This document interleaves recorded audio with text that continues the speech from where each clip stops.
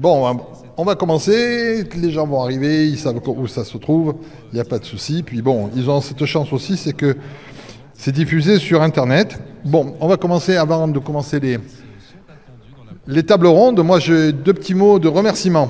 Remercier d'abord tous les partenaires qui nous ont aidés à monter ce forum, nos partenaires financiers, le Crédit Agricole, la mairie de Menton, le palais ici qui nous reçoit. Merci à tous les techniciens qui ont bossé avec nous hier pour installer tout ce joli décor.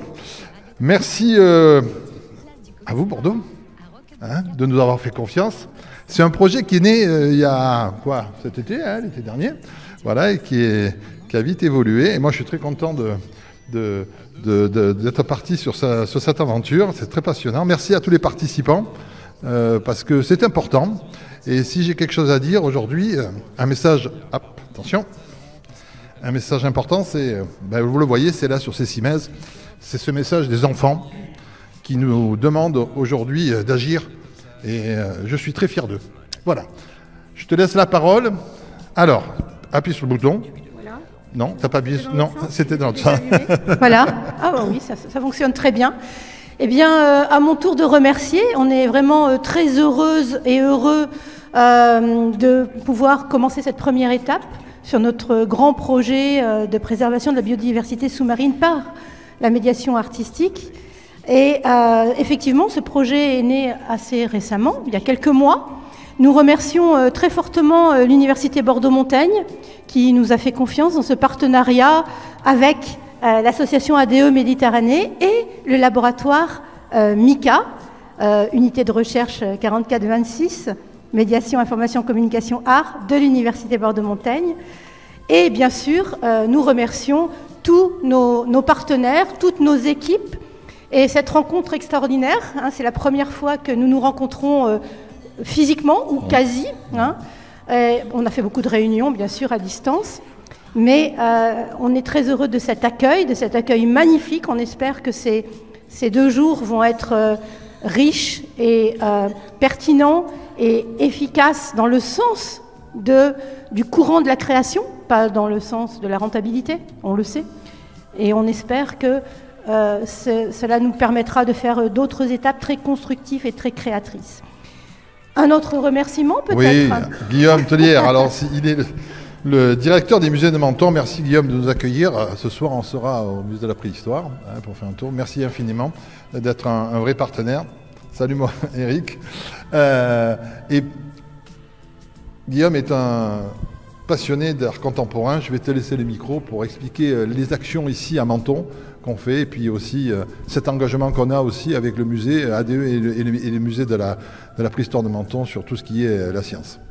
Très bien, écoutez, bonjour à toutes et tous, et merci beaucoup Bernard pour cette chaleureuse invitation. Merci Cécile également du coup pour la constitution de ce programme absolument passionnant. Alors malheureusement je ne pourrais pas assister à toutes les présentations, mais c'est vrai que c'est d'une richesse assez inouïe, je dois dire. Venant de Marseille, j'ai jamais vu un programme aussi riche, en tout cas qui permettra de montrer à l'aune des questionnements actuels on parle beaucoup dans l'art contemporain de ce monde actuel de l'anthropocène qui occupe et préoccupe surtout beaucoup d'artistes. Et c'est vrai que ce que vous avez tissé, et j'emploie ce terme avec précaution, Munici, mais c'est un vrai tissage, presque comme une forme de fractale de corail, une sorte de pensée qui va résonner entre ces 2 journées et en chaque intervenant, qui va vous permettre, je pense, d'avoir une vraie conscience en fait ensuite pour aboutir à une réflexion commune qui nous préoccupe tous sur la biodiversité et l'engagement et la vision que peuvent avoir les artistes sur cette question. Alors l'artiste, je pense, ne se substituera, ou les conservateurs et les acteurs culturels ne se substitueront jamais aux scientifiques, évidemment. Nous sommes juste une parole, un miroir en fait des questionnements de notre monde. Et nous, les musées de Menton, humblement en tout cas, on œuvre quotidiennement sur ces réflexions, notamment au musée de préhistoire, et je salue l'équipe, le travail d'Almudena Arellano, de Pierre-Élie Moulet aussi, qui part le parcours muséographié de ce musée historique, conçu au préalable par Stanislas Bonfils, donc dès le dès la fin du 19e siècle, début du 20e siècle, quand même, a déjà eu en fait une réflexion. Et c'est vrai que notre histoire de Menton, ce musée de préhistoire, présente aussi l'évolution de l'humanité, de plus de 40 000 ans avant notre ère, et nous pose des questions aussi sur ce que sera notre avenir, avec ce réchauffement climatique, ce changement climatique qui nous bouleverse au quotidien. Et donc on a des projets, notamment d'exposition autour d'une merveilleuse découverte qui a été faite d'une grotte sous-marine, de 5 grottes sous-marines, des Balzyrs aussi, et qui sont vraiment le témoignage donc de cette évolution thermique, si je puis dire. Alors j'en dirai pas plus. Almudena présentera donc le fruit de ses recherches parce qu'elle est même inventrice. Mais il y a quelque chose qui m'a beaucoup marqué aussi en tant que conservateur, donc directeur d'institutions culturelles aussi, c'est la richesse des collections des musées de Menton. Le musée de préhistoire, donc il y a cette collection historique et aussi des fouilles archéologiques sous-marines aussi très riches. Je vois Eric Dulière du coup dans la salle et je tiens à le saluer parce que c'est un de nos partenaires aussi dans notre programmation. Et c'était un petit rêve d'enfant, ça, de un jour faire de l'archéologie sous-marine, d'être à la tête même d'une collection de ce type. Et je dois dire que j'ai été émerveillé, comme beaucoup de visiteurs quotidiennement, qui découvrent donc la richesse de ce musée. Les musées de Menton, c'est aussi quand même les Beaux-Arts. Donc on a un projet de rénovation de Carnolès, du musée des Beaux-Arts. Et c'est une collection très éclectique, la collection de Carnolès. Et il y a une œuvre, je pense, qui aurait pu presque faire figure d'affiche pour cette journée des forums, c'est la vague de Kusai. Vous savez, cette fameuse vague de Kanagawa, qui fait partie de la série des 32 vues du mont Fuji, des monts flottants de Kusai. Et on possède dans nos collections, alors c'est vrai qu'on rattache souvent Menton à Cocteau, à la préhistoire, et on oublie donc cette collection d'estampes japonaises qui est d'une richesse inouïe, je dois dire. Moi, je la découvre au jour le jour.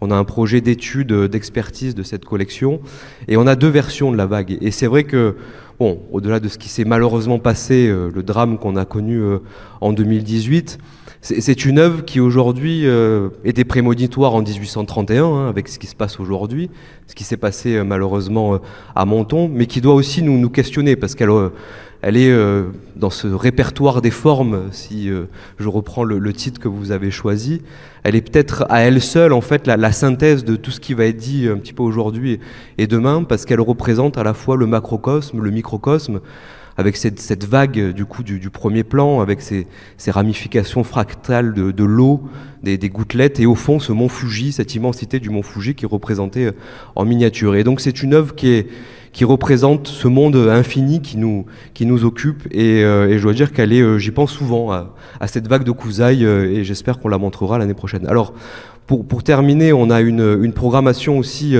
au-delà donc des beaux-arts en art contemporain. Et je salue du coup notre directrice de la culture, Pascal Just, qui nous soutient au quotidien dans cette démarche, dans l'ambition aussi qu'on veut montrer à ce sujet. Christelle Esperto aussi, notre directrice de l'EMAP.